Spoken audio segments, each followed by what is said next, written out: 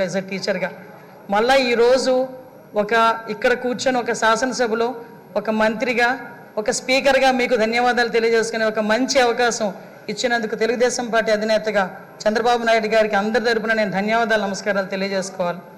ముఖ్యంగా మీరు చాలామంది ఇప్పుడు చెప్పారు 40 సంవత్సరాల సుదీర్ఘ రాజకీయ చరిత్ర ఎక్కడ కూడా మచ్చలేదు, ఎన్నో పోర్ట్ఫోలియోలు చేశారు, ఎంపీగా చేశారు. అతి ముఖ్యంగా ఒక సామాన్యుడికి అతి దగ్గరగా ఉండి కార్యకర్తకి భరోసాగా నిలబడి అయ్యన్న పాత్రుడు అంటే ఒక బ్రాండ్గా నిల్చున్న వ్యక్తి మీరు.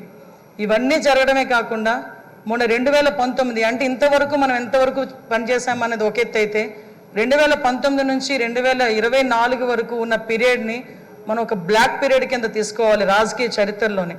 ఎందుకనంటే ఒక శాసనసభ నడిపించడం చేత కాదు, ఒక అడ్మినిస్ట్రేషన్ చేయడం చేత కాక ఒక నియంత పరిపాలనలో ఆంధ్రప్రదేశ్ రాష్ట్రం అట్టడుగుపోయిందన్న సంగతి మనందరికీ తెలుసు. చాలా సందర్భాల్లో తమరితో కూర్చునేటప్పుడు కూడా నేను ఇన్ని సంవత్సరాలు రాజకీయంలో ఉన్నాను కానీ ఇలాంటి ముఖ్యమంత్రిని చూడలేదు అని ఒక్కొక్క సందర్భంలో మీరు మీ భాషలో చెప్పిన సందర్భాన్ని కూడా ఇక్కడ గుర్తు చేసుకోవాలి. ఎందుకనంటే ఇన్ని సందర్భాలు ఒక ఎత్తు అయితే ఈ 5 సంవత్సరాలు మీరు ఎదుర్కొన్న సమస్యలు నేను ఈ ఒక్క విషయంలోని కూడా మీ కుటుంబ సభ్యుల్ని కూడా నేను అప్రిషియేట్ చేయాలి సార్. ఎందుకంటే 40 సంవత్సరాల రాజకీయ చరిత్రలో మీరు ఎక్కడా కూడా ఒక మచ్చ లేకుండా మీ రాజకీయ ప్రస్థానం మీరు వెళ్తున్నారంటే అక్కడ మీ సతీమణిగా ఉన్న పద్మావతమ్మ కానీ మీ కుమారులుగా ఉన్న విజయ్ రాజేష్ గారు కూడా మా కుటుంబ సభ్యులందరూ కూడా మీకు సపోర్టివ్గా నిలబడ్డాం. లాస్ట్ 5 ఇయర్స్లో మనం చూసుకుంటే విజయ్ రాజేష్ అమ్మ ఈ ముగ్గురు కూడా ఎంతో బాధపడ్డారు. రాజకీయంలో ఉన్నందుకు మనం బాధపడడం, మనం ఆ ప్రాబ్లం ఫేస్ చేయడం అనేది ఒక ఎత్తు అయితే ఎక్కడా కూడా తొనకకుండా వెనకకుండా మీకు సపోర్ట్ చేయటం. ఆఖరికి ఎంత దారుణం అంటే మనవరాల్ని కూడా ఇంట్రాగేట్ చేశారు పోలీసులు వచ్చి. చిన్న పిల్ల 3 సంవత్సరాల పిల్లని కూడా ఇంట్రాగేట్ చేసి ఆ అమ్మాయిని కూడా భయకంపితులను చేశారు. అటువంటి సిచ్యువేషన్లో కూడా ఎక్కడ కూడా కదలలేదు. ఒక చిన్న 6 అడుగుల దూరం అని చూపించి గోడను కోల్చడానికి వందలాది మంది పోలీసులు మీ ఇంటి చుట్టుపక్కల పెట్టినా సార్ ఎక్కడికైనా వెళ్ళండి జైల్లో పెడితే మళ్ళీ ఇబ్బందులు పడతారేమో అంటే వస్తే అరెస్ట్ చేయని అమ్మా ఏం చేస్తారు మహా అయితే చచ్చేటప్పుడు కూడా అదే జెండాతో చచ్చిపోతాను తప్పించి ఏ రోజు కూడా జెండా మార్చకుండా నేను నిలబడతాను, అది నా రాజకీయ నైజం అని గర్వంగా చెప్పిన వ్యక్తి మా అయ్యన్న పాత్రుడు గారు. అటువంటి వ్యక్తి ఈరోజు సభా స్పీకర్ స్థానంలో ఉండటం నిజంగా మా అదృష్టంగా నేను భావిస్తున్నా. అదేవిధంగా ఈరోజు ఏదైతే ఇందాక మన నాయకులందరూ కూడా చెప్పున్నారు లాస్ట్ 5 సంవత్సరాల్లో పరిస్థితి ఎలా ఉందంటే ఇంకొక విషయం ఇక్కడ చెప్పాలి సార్. ఎందుకనంటే ఈరోజు ఒక బీసీ నాయకుడిని ఒక 40 సంవత్సరాల సుదీర్ఘ అనుభవం రాజకీయ అనుభవం ఉన్న ఒక నాయకుడిని సరైన పొజిషన్లో సరైన మనిషిని సరైన పొజిషన్లో కూర్చోబెట్టేటప్పుడు ప్రతిపక్ష హోదాలో ఉన్నవారు, ప్రతిపక్ష హోదా కూడా కాదు, మినిమం మా పార్టీ ఎమ్మెల్యేలు ఇక్కడికి వచ్చి పార్టీ సభ్యుల కింద మిమ్మల్ని కూర్చోబెట్టడం ఒక సంప్రదాయం.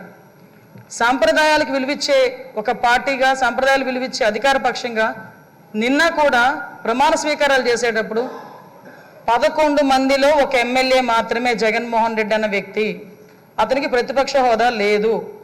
అలాంటి వ్యక్తిని కూడా సీరియల్ ప్రకారమో ఆల్ఫాబెట్ ప్రకారమో పిలవకుండా ఒక గౌరవ మాజీ ముఖ్యమంత్రి అన్న ఒక హోదాలో మనం పిలిపించి మినిస్టర్స్ తర్వాత అతను ప్రమాణ స్వీకారం చేసే అవకాశం ఇచ్చాం.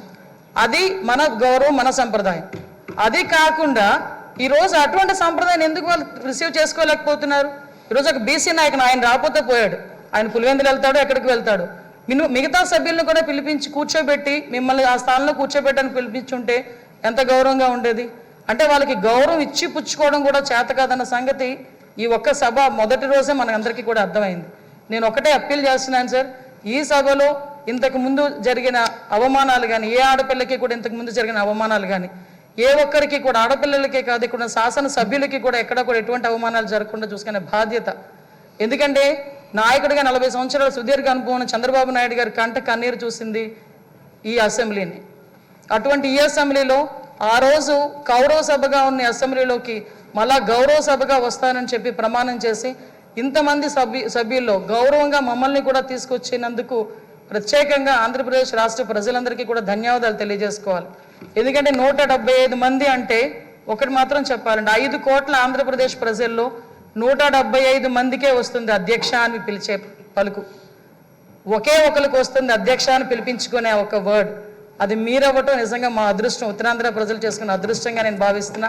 అటువంటి ఉత్తరాంధ్ర నుంచి వచ్చిన మీరు ఈరోజు ఇందాక పెద్దలు గౌరవనీయులందరూ చెప్పినట్టుగా ఉత్తరాంధ్ర ప్రజలకే కాదు ఆంధ్రప్రదేశ్ రాష్ట్ర ప్రజలకి అదేవిధంగా భారతదేశంలోని స్పీకర్లందరికీ కూడా ఆదర్శప్రాయంగా ఉంటారని నేను మనస్ఫూర్తిగా నమ్ముతున్నా. మీకు ఆ బ్యాలెన్సింగ్ ఉంది సార్. చాలామంది ఏమనుకుంటారంటే మనం స్పీడ్ అవుతామేమో అనుకుంటారు, కానీ మీకు ఆ బ్యాలెన్సింగ్ ఉందన్న సంగతి నాకు తెలుసు. ఎందుకంటే మిమ్మల్ని అతి దగ్గరగా మీ కుటుంబ సభ్యురాలుగా నన్ను ఎప్పుడు కూడా ఒక కూతురుగా చూసుకుంటారు. అమ్మ కూడా ఎప్పుడు కూడా మమ్మల్ని అందరినీ కూడా ఆదరిస్తారు. మీకు ఇంకొక విషయం చెప్పి ముగిస్తాను సార్. నేను